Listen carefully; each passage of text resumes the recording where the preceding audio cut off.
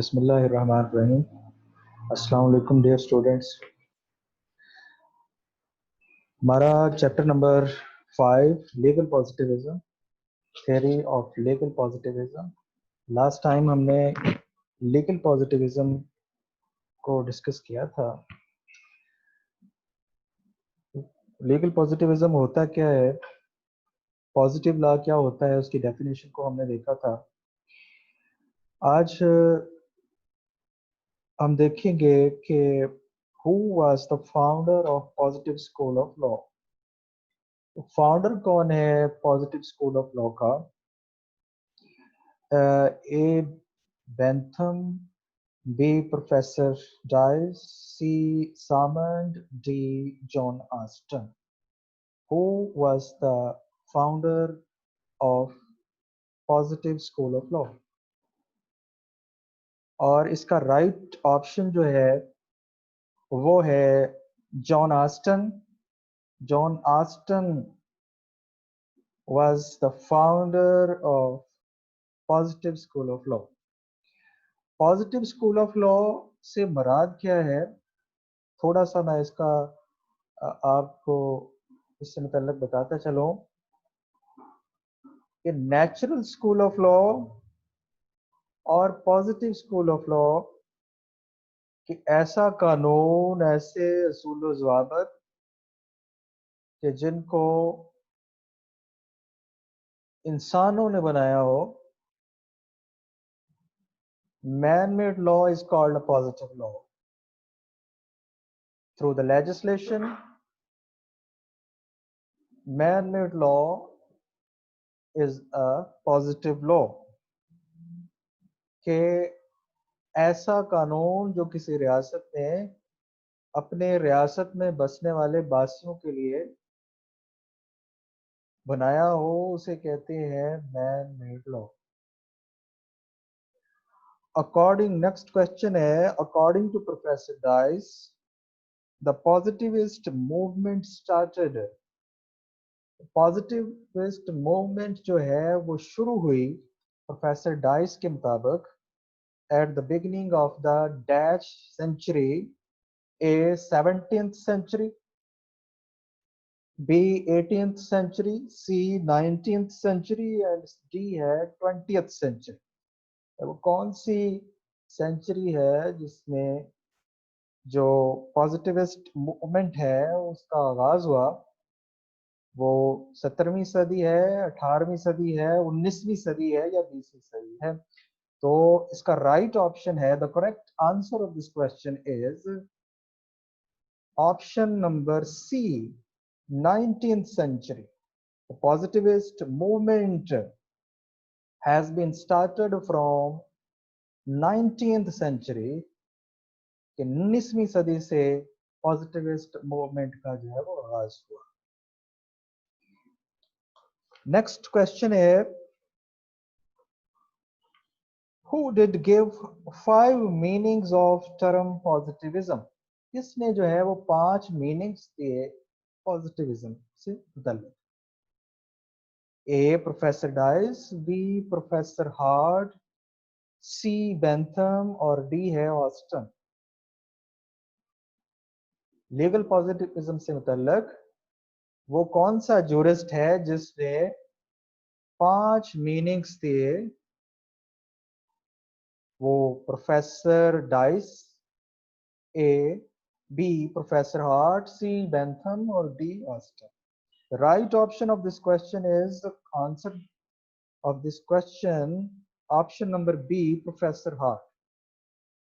Professor heart ने 5 जो है HLA heart, professor HLA heart ने 5 जो मीनिंग्स हैं, 5 meanings of legal positivism, term legal positivism वो जो है वो प्रोवाइड किए। वो कौन कौन से हैं और क्या है? Professor Hart points out that the term positivism has many meanings. The first meaning of legal positivism is, the first meaning is that laws are commands. जो पहला मतलब है लीगल पॉजिटिविज्म का कि लॉ जो है वो एक कमांड है। जैसे हमने देखा कि जो लीगल पॉजिटिविज्म का पॉजिटिविस्ट मूवमेंट का जो फाउंडर है वो जॉन ऑस्टन है। तो जो लॉज है वो एक कमांड है। जो पहला जो मीनिंग दिया कि लॉ जो है कमांड है, और कमांड किसकी तरफ से है? रियासत की तरफ से है। कि रियासत की तरफ से जो मैन मेड लॉ है, जो पॉजिटिव लॉ है, वो रियासत की तरफ से एक कमांड है। वो ऐसे असूल जवाबत का मजमुआ है रियासत की तरफ से, जो कि रियासत ने बनाया है रियासत में बसने वाले लोगों की प्रोटेक्शन के लिए। तो ऐसे असूल जवाबत जो कि रियासत ने बनाए हो और वो कमांड हो, हुक्मिया कानून हो, उसे कहते हैं legal positivism. The second meaning is that the analysis of legal concept is worth pursuing, distinct from sociological and historical inquiries and critical evaluation.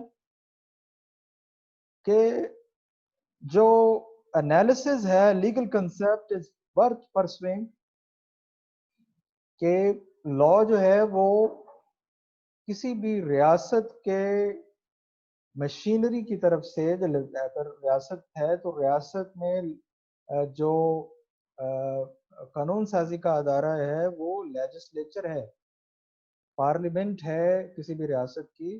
तो वो कानून साजी करती है, कानून बनाती है, और वो जो कानून बनाती है एनालिटिकल बुनियादों पर। तो ऐसा जो कानून है मैन मेड लॉ, जो कि रियासत का बनाया हुआ कानून है for the protection of the peoples और सिटीजन्स ऑफ अ स्टेट, उसे कहते हैं कि ये जो है वो मैन मेड लॉ है। Third meaning is that decisions can be deduced logically from predetermined rules without recourse to social aims, policy or morality। और इसका तीसरा प्रोफेसर H.L.A. हार्ट जो है, जो उसका तीसरा जो मीनिंग है regarding the legal positivism, the term legal positivism is decisions can be deduced logically from predetermined rules without recourse to social aims, policy or morality। कि जब भी कोई किसी किस्म का तनाज़ा, कोई डिस्प्यूट अराइज होगा, तो उनका जो हल है वो प्री डिटरमिन्ड रूल्स जो कि रियासत ने बनाए हुए होंगे, मैन मेड लॉ जो है बनाया होगा, उसके जरिए से उनका हल जो है वो निकाला जाएगा, बजाय इसके कि मोरालिटी को देखा जाए, अखलाकियात के तकाजों को मद्देनजर रखा जाए। सोशल एम्स और पब्लिक पॉलिसी को, तो जब भी कोई डिस्प्यूट होगा और उसका तनाज़े का हल जो है वो निकालना होगा, तो डिसीजन उस किसी भी मैटर से मुतल्लक, किसी डिस्प्यूट से मुतल्लक, जब भी कोई अदालत जो है वो कोई डिसीजन करेगी, तो वो प्री डिटरमिन्ड रूल्स को मद्देनजर रखते हुए कि उस तनाज़े से मुतल्लक क्या रूल्स जो है वो बनाए गए हैं, कौन से रूल्स जो है बनाए गए हैं, उन रूल्स एंड रेगुलेशंस को मद्देनजर रखते हुए जो है वो फैसला किया जाएगा। जो कि मैन मेड लॉ है, जो कि रियासत का बनाया हुआ कानून है, उसको मद्देनजर रखते हुए फैसले किए जाएंगे। मिसाल के तौर पे, अगर दो लोगों के दरमियान एक लैंड से मुतल्लक जो है वो डिस्प्यूट अराइज होता है, और डिस्प्यूट उनके दरमियान ये है कि स्पेसिफिक परफॉर्मेंस का जो तनाज़ा है वो खड़ा हो गया है। एक दो लोगों के दरमियान जो है एक एग्रीमेंट टू सेल हुआ। ए ने जो है अपनी अराजी बी को जो है वो इकरारनामा किया कि मैं आपको ये अराजी 20 लाख के एवज जो है वो सेल करता हूँ। कुछ पैसे उस ए ने ले लिए, कुछ बाद में लेने थे। अब जो है वो ए जो है वो रजिस्ट्री, बी तो पैसे दे रहा है, ए रजिस्ट्री करवा के नहीं दे रहा, तो अब उनके दरमियान एक तनाज़ा जो है वो खड़ा हो गया है। तो ऐसी सूरत में स्पेसिफिक रिलीफ एक्ट जो है उसको मद्देनजर रखा जाएगा, जो कि मैन मेड लॉ है, उसको देखा जाएगा जब मैटर जो है वो अदालत में जाएगा। तो the third meaning is that decision can be deduced logically from predetermined rules, के पहले से जो डिटरमिन किए हुए रूल्स हैं उनको मद्देनजर रखते हुए जो है वो तनाजात का जो है वो फैसला किया जाएगा। Legal positivism. The fourth meaning is that moral judgments can't be established or defended by rational argument, evidence or proof. The fourth meaning is that moral judgments can't be established or defended, कि moral judgments, अगर कोई moral judgment है तो उसमें arguments की जरूरत नहीं होती। morality और law जो है उसमें थोड़ा डिफरेंस है। लॉ आपने डेफिनेटली जब हमने स्टार्ट किया था फर्स्ट चैप्टर तो उसमें देखा था कि लॉ और मोरालिटी में हमने डिफरेंस को जो है वो डिस्कस किया था। हमने देखा था कि लॉ क्या होता है और मोरालिटी क्या होती है। क्या मोरालिटी जो है वो लीगल रिक्वायरमेंट्स को पूरा करती है, और लॉ जो है वो लॉ की डेफिनेशन के अंदर आती है। लॉ जो है उसके लिए जरूरी है कि ऐसे असूल व ज़वाबित, such rules and regulations which has authority behind it to enforce, that is called a law, कि जिसके पीछे जिसको के रिकॉग्नाइज किया हो। अब मोरालिटी के तकाजेबाज ऐसे हैं कि रियासत उनको तस्लीम नहीं करती, वो अखलाकियात के तकाजों पर तो पूरा उतरते हैं लेकिन रियासत उनको तस्लीम नहीं करती, उनका कानून का दर्जा नहीं है, उसको हासिल नहीं है। तो इसलिए ये डिफरेंस है लॉ और मोरालिटी के दरमियान। उसके बाद है the fifth meaning is that the law as it is actually laid down has to be kept separate from the law that ought to be. It is fifth, which seems to be currently associated with positivism. The fifth meaning is that Dr. Professor H.L.A. Hart ने 5 meanings दिए हैं regarding the legal term legal positivism. उसका fifth जो meaning है वो ये है that the law as it is actually laid down has to be kept separate from the law that ought to be, कि लॉ वो है जो कि एक्चुअली लेड डाउन किया गया है और लॉ वो नहीं है जो इसके मतलब ये कहा जाए कि ऐसा होना चाहिए, बल्कि लॉ वो है जो कि है, जिसके मतलब ये कहा जाए कि लॉ जो है वो ये होगा, ये नहीं है कि ऐसा होना चाहिए, बल्कि लॉ के मतलब ये चीज जो है वो प्रज्यूम की जाएगी कि लॉ को ऐसा नहीं होना चाहिए, ऐसा होना चाहिए, ये लॉ नहीं है, बल्कि मैन मेड लॉ ये है कि ऐसा होगा, ऐसा करना है, ऐसा नहीं करोगे तो उसकी जो है ये सजा होगी, ये पेनल्टी होगी, ये पनिशमेंट होगी।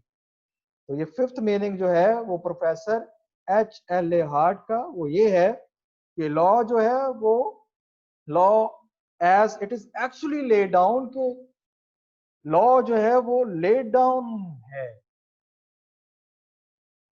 पैसिव का फिक्रा यूज हुआ है, it is actually laid down, कि लॉ जो है वो लिखा हुआ है कि ऐसा करना है और ऐसा नहीं करना, ये नहीं है कि ऐसा होना चाहिए, जिसमें ये चीज आ जाए कि ऐसा होना चाहिए, ऐसा कर लेना चाहिए, तो वो कोई कानून नहीं है।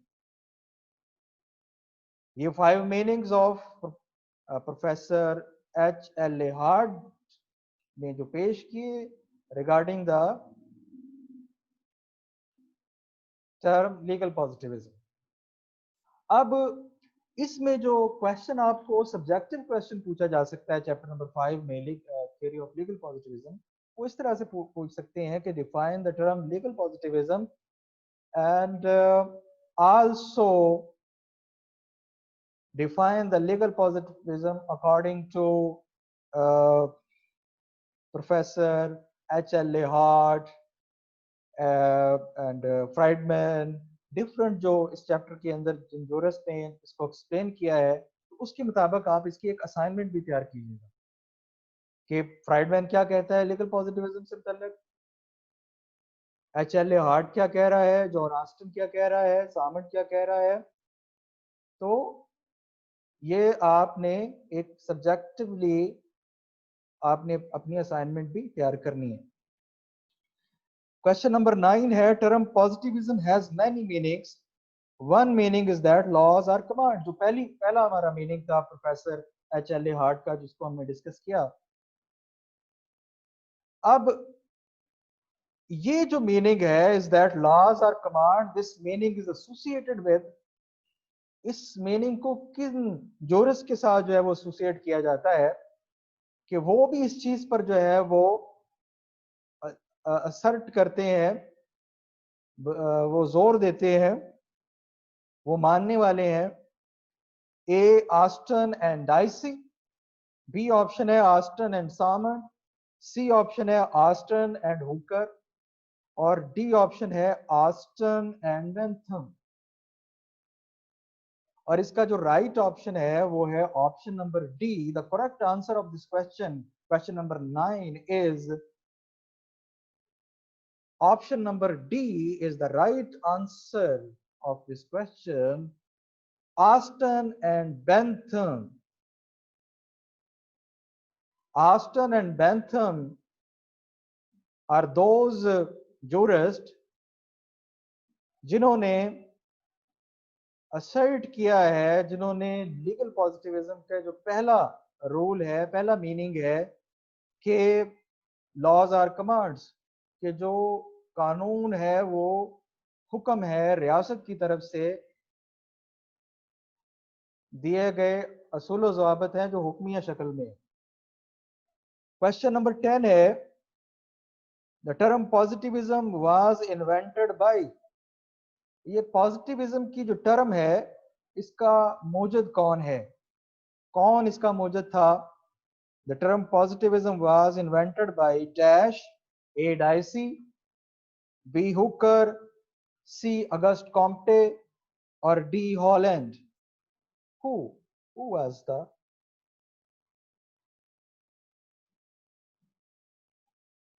और इसका जो राइट ऑप्शन है option C Auguste Comte. Auguste Comte was invented, और the term legal positivism was invented by Auguste Comte.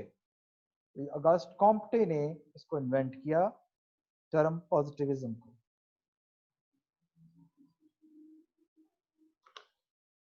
Question number 11 है from which country Auguste Comte did belong, Auguste Comte का किस मुल्क से ताल्लुक था। A Germany, B Netherland, C France, और D England. और इसका राइट ऑप्शन है option number C, Auguste Comte का ताल्लुक जो है वो फ्रांस से था। क्वेश्चन नंबर 12 है the analytical school is known by different names. It is called the dash school because the exponents of this school are concerned neither with the past nor with the future of law. A sociological school, B historical school, C positive school, and D none of the above option is correct. The analytical school is known, analytical school जो है उसको दूसरे नाम से भी पहचाना जाता है। वो कौन सा नाम है जिससे पहचाना जाता है? एनालिटिकल स्कूल एक नाम है। Analytical school is known by different name, के एनालिटिकल स्कूल को मुख्तलिफ नामों से पहचाना जाता है। It is called the dash school.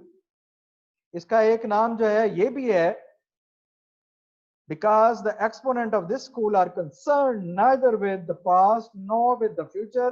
इस स्कूल के मानने वाले जो है वो ना पास्ट पर यकीन रखते हैं और ना फ्यूचर पर, वो प्रेजेंट को देखते हैं।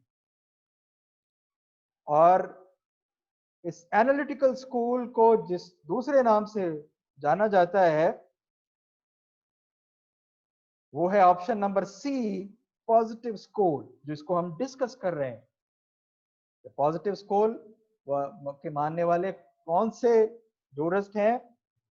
जो ये कहते हैं कि जो कानून है वो मैन मेड है, कि रियासत जो है वो वक्त के तकाजों के साथ साथ किसी भी रियासत को जब जरूरत पड़ती है तो उसकी लेजिस्लेचर जो है वो कानून साजी करती है, जो कि रियासत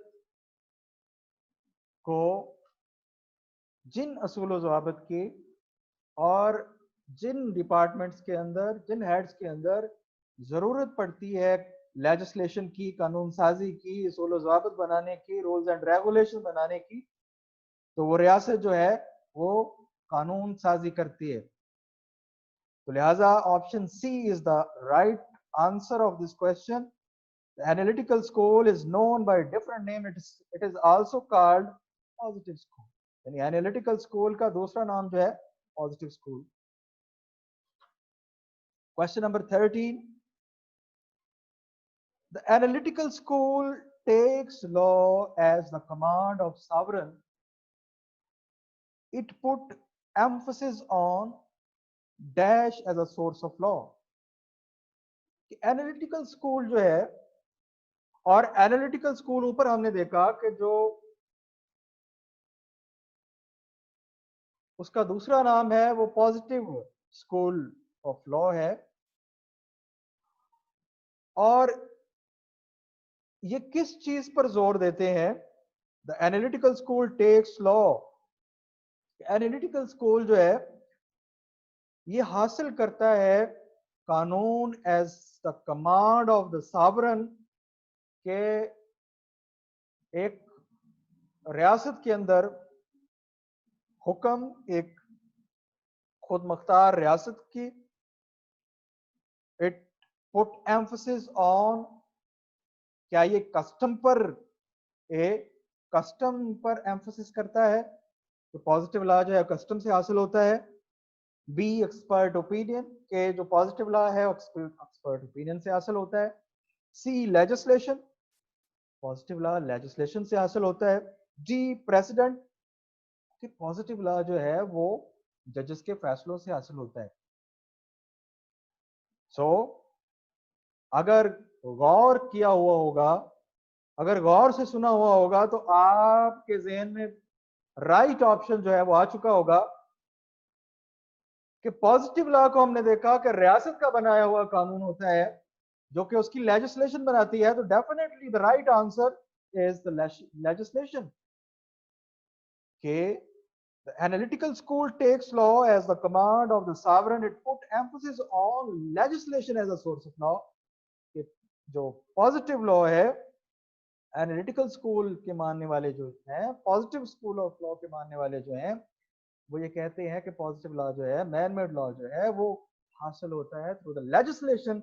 और उस सोर्स क्या है जो कानून हासिल होता है? लेजिस्लेशन के कानून साजी के जरिए से जो है वो लॉ हासिल होता है।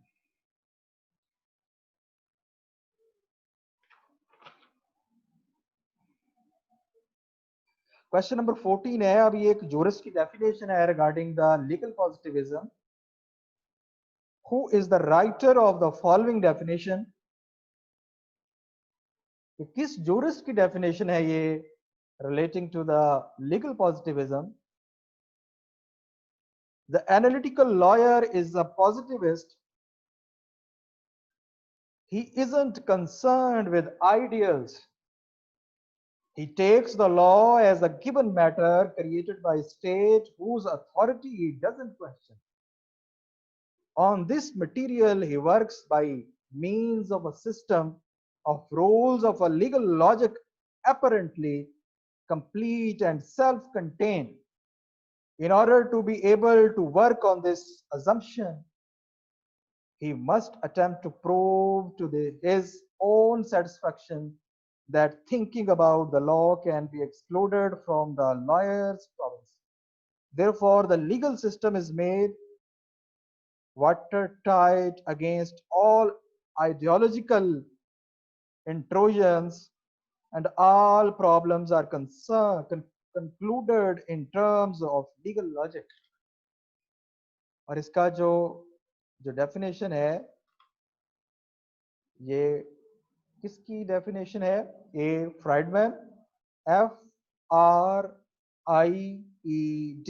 Fried, MANN, Friedman, B Dias, Professor Dias, DIAS, Dias, C Professor HLA Hart, HART, Hart, और D है Dicey, DIECE, CY, Dicey.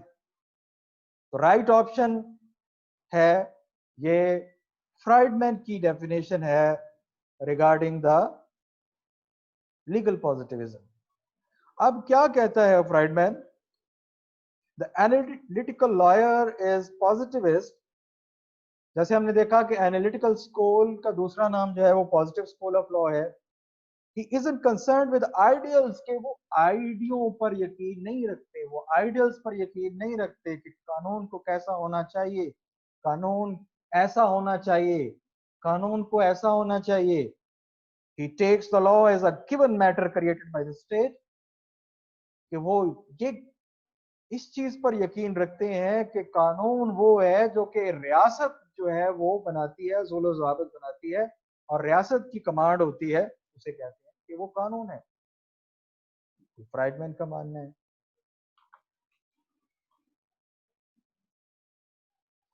उसके बाद है question number 15. The chief exponents of positivist और analytical school in England are dash.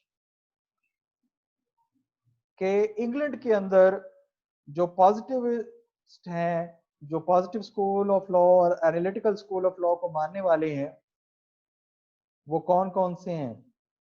वो jurist कौन कौन से हैं? A Bentham, Austin, sir William Markby, B Sheldon Amos, Holland, Salmond, and HLA Hart. And C option is both A and B options are correct. और ये सारे के सारे जूरिस्ट जो हैं वो एनालिटिकल स्कूल ऑफ लॉ और पॉजिटिविस्ट यानी पॉजिटिव स्कूल ऑफ लॉ के मानने वाले हैं. Bentham, Austin, sir William Markby, Sheldon Amos, SHELDON, Sheldon, AMOS, Sheldon Amos, comma, Holland, HOLLAND, Holland, Salmond, next है Salmond, and Professor HLA Hart. ये सारे के सारे जो है वो पॉजिटिव स्कूल ऑफ लॉ के मानने वाले.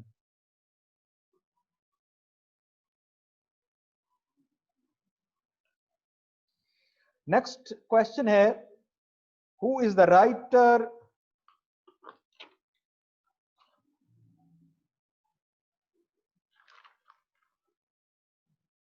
who is the writer of the following definition on legal positivism? कि ये लीगल पॉजिटिविज्म पर किसकी डेफिनेशन है, किस राइटर की है?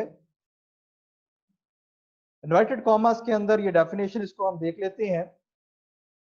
A law may be defined as an assemblage of signs declarative of a violation conceived of adopted by the sovereign in a state concerning the conduce to be observed in a certain case by a certain person or class of persons who in the case in question or are supposed to be subject to his power.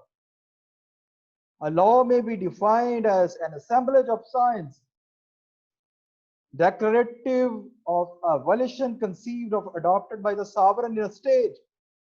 कि law जो है, legal positivism जो है, वो रियासत की तरफ से बनाए हुए असूल व ज़वाबित का नाम है.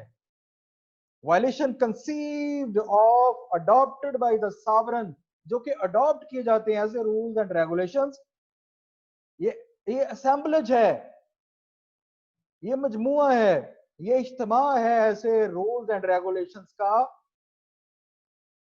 जो कि डेक्लरेशन है, डेक्लरेटिव ऑफ वायलेशन, जो अरादा है, वोलिशन अरादा है, कंसीव्ड ऑफ अडॉप्टेड, इसको कंसीव किया जाता है एक खुद मुख्तार रियासत जो है वो हुक्म देती है और उस हुक्म से जो है वो लॉ क्रिएट होता है. Concerning the conduct to be observed in a certain case, और फिर ये जो रूल्स एंड रेगुलेशंस हैं ये उस रियासत में बसने वाले तमाम के तमाम लोगों पर या किसी क्लास पर, यानी कोई ऐसा कानून बनाया गया है जो कि स्पेशल लॉ है या जनरल लॉ है. जनरल लॉ है तो डेफिनेटली वो पूरे के पूरे रियासत के लिए होगा. अगर स्पेशल लॉ है और रियासत की कमांड है, रियासत का पॉजिटिव लॉ है और किसी एक क्लास के लिए बनाया गया है, पंजाब के लिए बनाया गया है तो पंजाब के लिए होगा. पंजाब में भी अगर फर्दर आगे किसी एक जो है वो ट्राइब के लिए बनाया गया है तो उसके लिए होगा. तो लॉ जो है वो रियासत की जो है वो हुक्म है कि रियासत जो है वो असूल व ज़वाबित बनाती है और उन असूल व ज़वाबित को मद्देनजर रखते हुए रियासत के अंदर अगर कोई तनाज़ात पैदा होंगे, अगर कोई सवाल उठ खड़े होते हैं तो उनका जवाब जो है वो हासिल किया जाएगा इन्हीं असूल व ज़वाबित से जो कि उनसे मुतल्लिका होंगे, कि जिनसे मुतल्लिक वो कानून साजी की गई है कि अगर इस तरह से कोई सवाल उठ खड़ा होता है तो उसका हल जो है वो इस तरह से निकाला जाएगा. तो ये डेफिनेशन किसकी है? A Gray, B Bentham, C Julius, JULIUS Julius, D Dicey. और इसका राइट आंसर है, right answer of this question is answer, the right option is option B Bentham. ये बेंथम की डेफिनेशन है जो अभी हमने थोड़ी देर पहले डिस्कस की. नेक्स्ट है legal positivism. Every law may be considered in dash different aspects. कि जो कानून है, कानून जब बनता है तो इसके डिफरेंट एस्पेक्ट्स हैं, ये मुख्तलिफ मराहल से गुजरता है. इसके कितने एस्पेक्ट्स हैं? A6, B7, C8, D9. How many aspects of law? Every law may be considered in dash different aspects, A6, B7, C8 or D9. So there are 8 aspects of every law. कि law के कितने aspects हैं, कितने मराहल से गुजरता है, वो 8 हैं. Option number C is the right option and the correct answer of this question. Every law may be considered in 8 different aspects.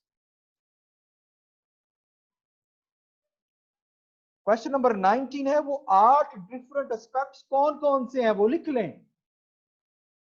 8 different aspects of law are, number 1 source, कि एक कानून जो कि पॉजिटिव वे में जो रियासत बनाती है, वो कानून का सोर्स क्या है। जब कानून बनाया जा रहा है, लेजिस्लेशन है, ऑर्डिनेंस है, तो कौन सा सोर्स है, किस जरिए से बन रहा है वो कानून। दूसरा, सब्जेक्ट क्या है उस लॉ का। पहला है source, the first aspect of law is source. Second is subject, कि किस सब्जेक्ट से मुतल्लक वो कानून बनाया जा रहा है। प्रीएम्पशन से मुतल्लक बनाया जा रहा है, वो किसी दीवानी कानून फैमिली लॉ से मुतल्लक बनाया जा रहा है, वो शादी के मामला से मुतल्लक बनाया जा रहा है, वो रेवेन्यू डिपार्टमेंट से मुतल्लक बनाया जा रहा है। तो उस कानून जो कानून साजी की जा रही है, उसका सब्जेक्ट क्या है, उसका अनुमान क्या है। पहला कि सोर्स क्या है, किस सोर्स के जरिए से लॉ जो है वो बनाया जा रहा है। सेकंड, सब्जेक्ट क्या है उसका। थर्ड, ऑब्जेक्ट क्या है, कानून बनाने का मकसद क्या है, क्यों वो कानून जो है वो बनाया जा रहा है। सोर्स क्या है, पहला, the first aspect of law is source, the second aspect of law subject, the third aspect of law is object, उस कानून का मकसद क्या है। मिसाल के तौर पे 2016 में जब एपीएस का जो है वाकया हुआ, दहशतगर्दी का वाकया हुआ, तो उससे पहले सजाए मौत, कैपिटल पनिशमेंट जो है वो रुकी हुई थी। सजाए मौत जो है वो नहीं दी जाती थी। लेकिन जब दहशतगर्दी का वाकया हुआ, तो उसके बाद फिर अवाम के अंदर और हुकूमती सतह पर ये चीज पैदा हुई कि सजाए मौत जो है वो दी जानी चाहिए, ताकि सख्त से सख्त सजा हो, ताकि लोगों के जहन में खौफ हो कि आइंदा इस तरह की जो है वो हरकत नहीं करनी। तो लिहाजा सोर्स कौन सा था जब वो एपीएस का जो अमेंडमेंट की गई, पार्लियामेंट, लेजिस्लेशन। सब्जेक्ट कौन सा था, वो एंटी टेररिज्म से मुतल्लिक था। और ऑब्जेक्ट क्या था, मकसद क्या था उसका, ताकि दहशतगर्दी को रोका जाए। तो ये 3 पॉइंट तक अब हम इसको रोकते हैं। टाइम जो है वो बिल्कुल 1 मिनट रह गया है। तो नेक्स्ट लेक्चर के अंदर इंशाल्लाह यहाँ से हमने छोड़ा है, इसी से 8 जो एस्पेक्ट्स हैं पहले से हम इसको स्टार्ट करेंगे। तो अल्लाह ताला आपको खुश रखे, जहाँ भी रहें खुश रहें, अपना बहुत ख्याल रखिएगा। Thank you very much.